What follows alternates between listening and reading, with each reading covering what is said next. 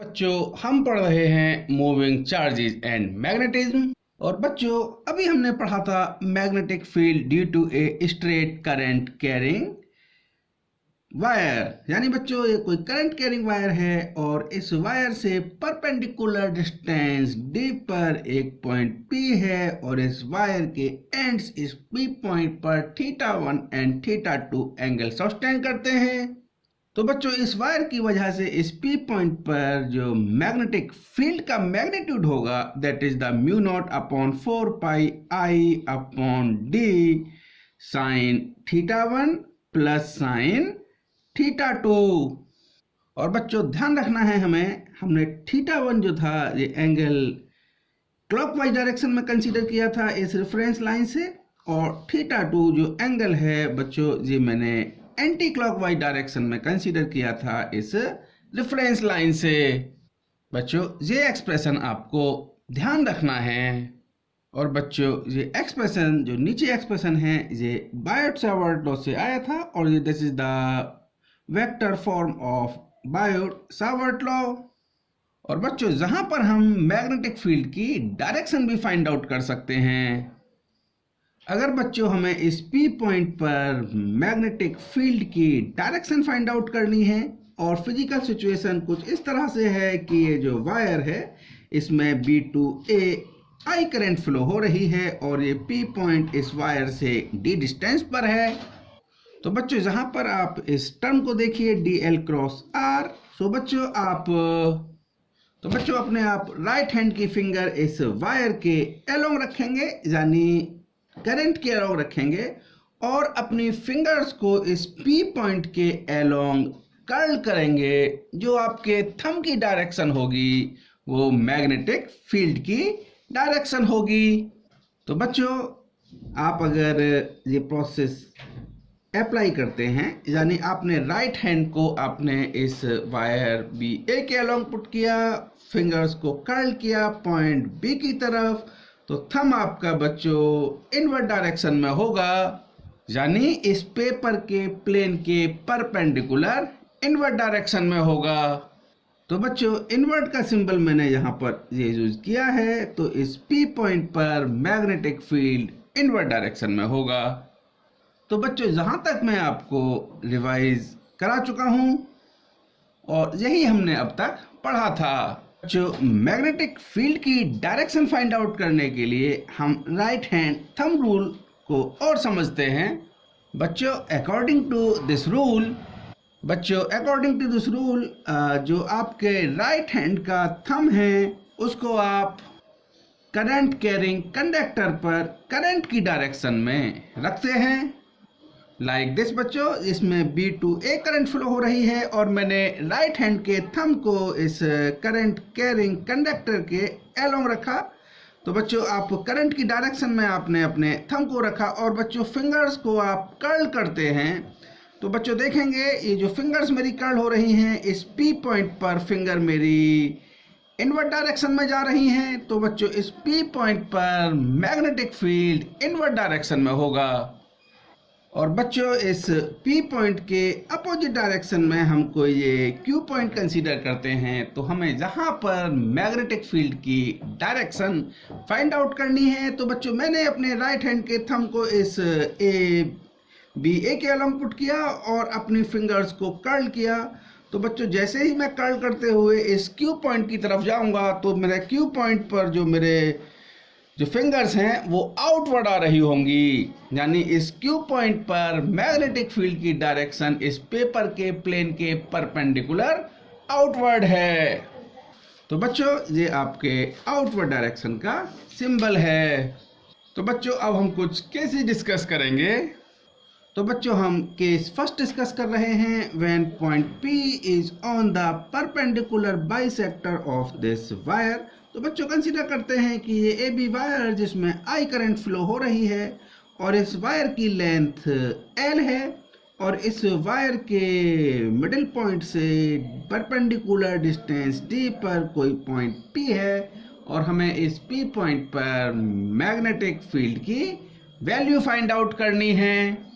तो बच्चों ये पॉइंट P इस वायर के परपेंडिकुलर बाइसेक्टर पर है तो angle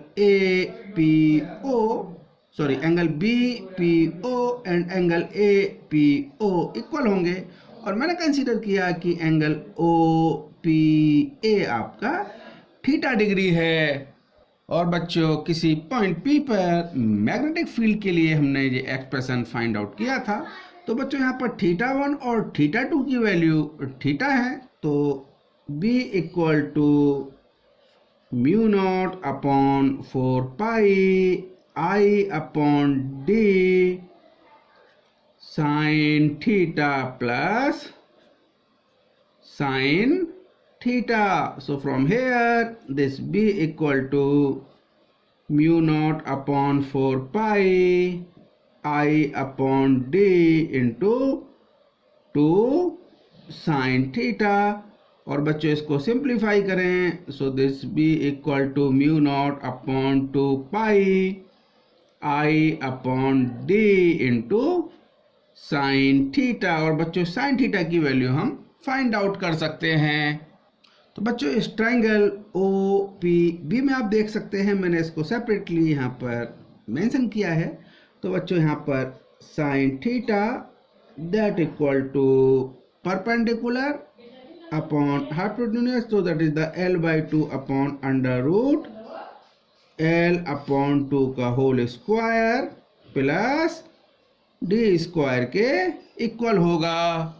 So from here this sin theta equal to that is the L upon under root L square plus 4 D square के इक्वल होगा। अगर मैं इसको सिंप्लीफाई करता हूँ तो फाइनल रिजल्ट यानी magnetic field at point P, so that is B equal to mu naught upon 2 pi I upon D और sin थीटा की वैल्यू बच्चों that is the L upon under root L square plus 4 D square के equal होगी। तो बच्चों आपको इस result को याद नहीं रखना है, सिर्फ आपको एक प्रोसीजर ध्यान रखना है।